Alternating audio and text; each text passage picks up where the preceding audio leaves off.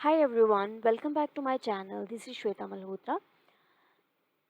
Last की video में हमने डिस्कस किया था प्री इंक्रीमेंट और पोस्ट इंक्रीमेंट यूनरी ऑपरेटर के बारे में कि वो कोड कैसे एग्जीक्यूट करता है, मेमोरी में कैसे स्टोरेज होती है और कैसे उन वेरिएबल्स की वैल्यू को हम फर्दर यूज़ करते हैं। तो आज के इस वीडियो में हम बात करेंगे pre decrement and post decrement के बारे में।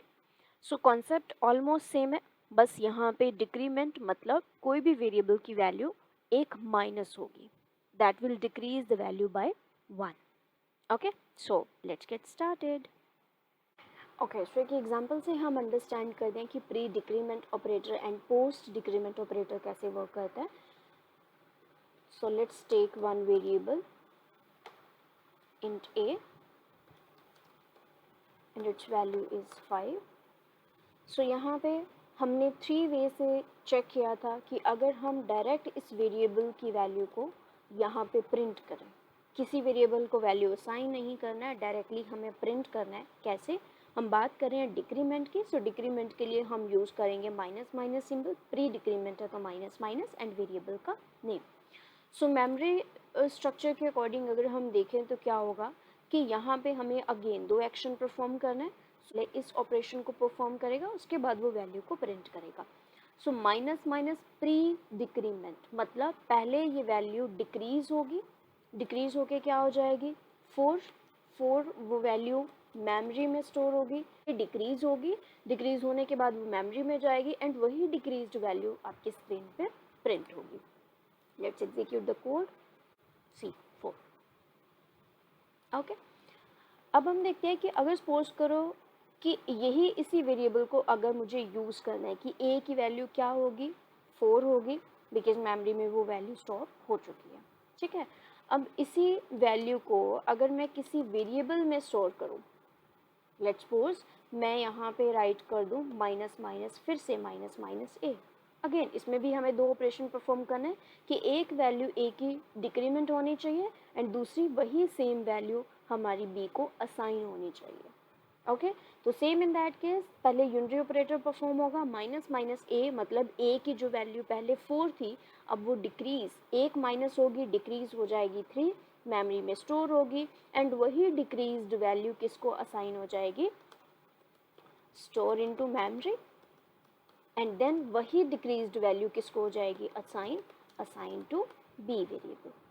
राइट, सो अगर इसी हम बी वेरिएबल को प्रिंट करके देखेंगे तो हमारे पास यहाँ पे रिजल्ट क्या आना चाहिए, इसकी वैल्यू आनी चाहिए 3 एंड ए की वैल्यू भी क्या आएगी, वही ए की वैल्यू हमने असाइन की है बी वेरिएबल को, तो इसकी वैल्यू भी क्या आनी चाहिए 3। So let's see, so answer should be 3 and 3। Correct, ये हम ऑलरेडी डिस्कस कर चुके हैं, हमने कॉन्सेप्ट समझ लिया है, बस यहाँ पे सिर्फ वैल्यू क्या होगी -1 होगी।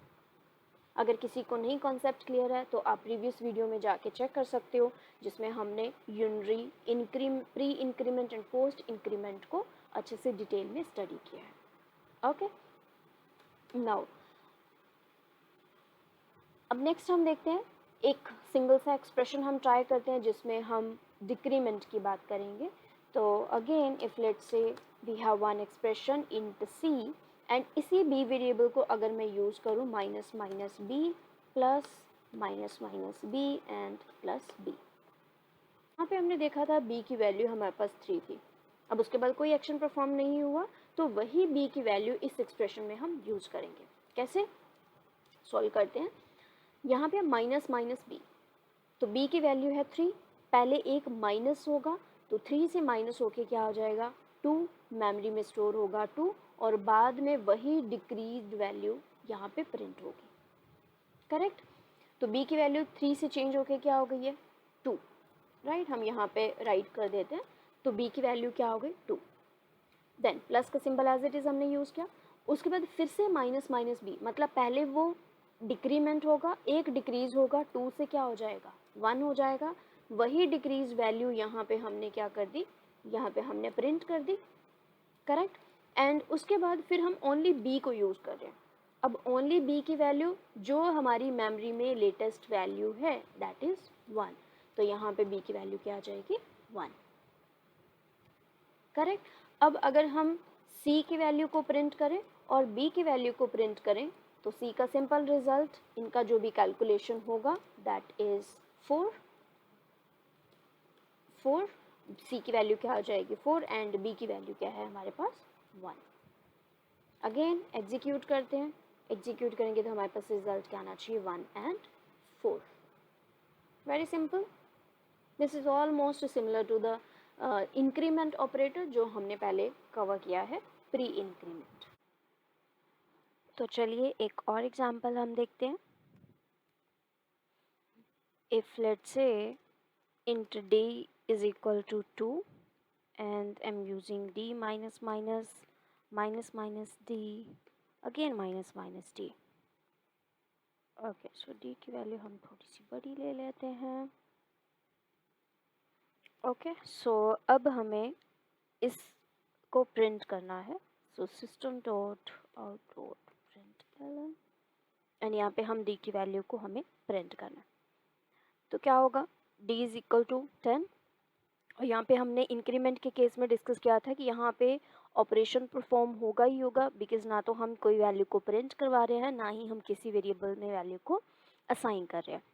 तो यहाँ पे क्या होगा 10 से क्या चेंज हो जाएगा 9 से यहाँ पे डिक्रीज होके एक क्या हो जाएगा 8 देन 7 मेमोरी में क्या स्टोर होगा 7 और यहाँ पे भी हमारे पास प्रिंट क्या होना चाहिए 7। सो एग्जीक्यूट करते हैं तो देखते हैं see the result is 7। Okay so इसी के साथ जल्दी से एक और हम नेक्स्ट एग्जांपल देखते हैं पोस्ट डिक्रीमेंट की। सो एक हम न्यू क्लास क्रिएट करेंगे पैकेज के अंदर with name post decrement and let's say एक वैल्यू हम ले लेते हैं 15। राइट पोस्ट डिक्रीमेंट नेम से क्लियर है कि बाद में डिक्रीमेंट होगा। राइट जो भी एक्शन की हम बात करेंगे वो बाद में होगा। फॉर एग्जांपल अगर हम यहाँ पे एस आउट करते हैं x माइनस माइनस तो क्या होगा कि पहले जो भी रिजल्ट है जो भी एक्चुअल वैल्यू है x की वो यहाँ पे प्रिंट हो जाएगी, बाद में डिक्रीज होगी और वो मेमोरी में जाके स्टोर होगी। राइट और अगर आप कोड को एग्जीक्यूट करोगे तो यहाँ पे हमारे पास रिजल्ट क्या होगा 15। बट इसी स्टेटमेंट के बाद आप अगर x की वैल्यू को फिर से प्रिंट करते हो विदाउट एनी ऑपरेटर तो अब यहाँ पे मेमोरी से वो वैल्यू पिक करेगा और मेमोरी से जब वैल्यू पिक करेगा तो x की वैल्यू क्या होगी 14। सिंपल। नाउ इसी के साथ अगर हम यहाँ पे यूज करें x minus minus x minus minus x minus minus और सिंपल x की वैल्यू अब हम प्रिंट करवाएं तो सिंपल यहाँ पे डिक्रीमेंट है, डजेंट मैटर कि प्री डिक्रीमेंट है या पोस्ट डिक्रीमेंट है, सिंपल x की यहाँ पे वैल्यू क्या है हमारे पास 14 तो यहाँ पे एक एक डिक्रीज होता जाएगा। राइट 14 से हो जाएगा 13, 13 से 12 एंड 12 से 11। मेमोरी में भी यही लेटेस्ट वैल्यू स्टोर होगी और यहाँ पे x की वैल्यू हमारे पास क्या आ जाएगी 11। सी 11। सिंपल बिल्कुल कॉन्सेप्ट सेम है जैसे हमने इंक्रीमेंट में डिटेल में डिस्कस किया था। अब एक लास्ट एग्जांपल हम करके देख लेते हैं। Int z is equal to x minus minus plus minus minus x plus x। Okay z की वैल्यू फाइंड करनी है और साथ में हम चेक कर सकते हैं कि x की वैल्यू यहाँ पे क्या होगी। तो यहाँ पे अगर इसको हम सॉल्व करें तो x माइनस माइनस तो यहाँ तक जो हमारी x की वैल्यू, अगर आप ये पूरा प्रोग्राम वन सीक्वेंस में कर रहे हो तो यहाँ पे जो x की वैल्यू है वो क्या होगी यहाँ पे 11 होगी। अगर आप इतने कोड को कमेंट कर देते हो फिर यहाँ पे जो x की वैल्यू वो पिक करेगा वो क्या होगी 15 होगी। ओके अब देखते हैं x माइनस माइनस तो पहले प्रिंट होगा बाद में डिक्रीमेंट होगा। पोस्ट डिक्रीमेंट ऑपरेटर है तो पहले x की वैल्यू 11 होगी बट मेमोरी में जाके इसकी वैल्यू क्या हो जाएगी यहाँ पे चेंज हो जाएगी 11 से 10। करेक्ट जब नेक्स्ट टाइम हम यूज करेंगे तो x की वैल्यू हमारे पास क्या होगी 10 होगी। देन उसके बाद plus symbol as it is use करते हैं, फिर उसके बाद माइनस माइनस एक्स, मतलब पहले डिक्रीज होगा। तो जो एक्स की मेमोरी में वैल्यू है 10 वो पहले कम होगी, कम होके क्या होगी 9 होगी, और वही 9 वैल्यू हम यहाँ पे क्या करेंगे यूज़ करेंगे। ठीक है, उसके बाद एक्स की वैल्यू मेमोरी में क्या है 9, तो वही 9 वैल्यू यूज़ होगी बिकॉज यहाँ पे कोई हम ऑपरेटर यूज़ नहीं कर रहे हैं, और सिंपल इनका जो भी टोटल होगा वो किस में स्टोर हो जाएगा, हमारे इस z वेरिएबल में। करेक्ट, और z की वैल्यू क्या आ जाएगी 29, और x की वैल्यू हमारे पास मेमोरी में क्या है 9। सो कोड को करते हैं हम execute and let's see the result 29 and 9।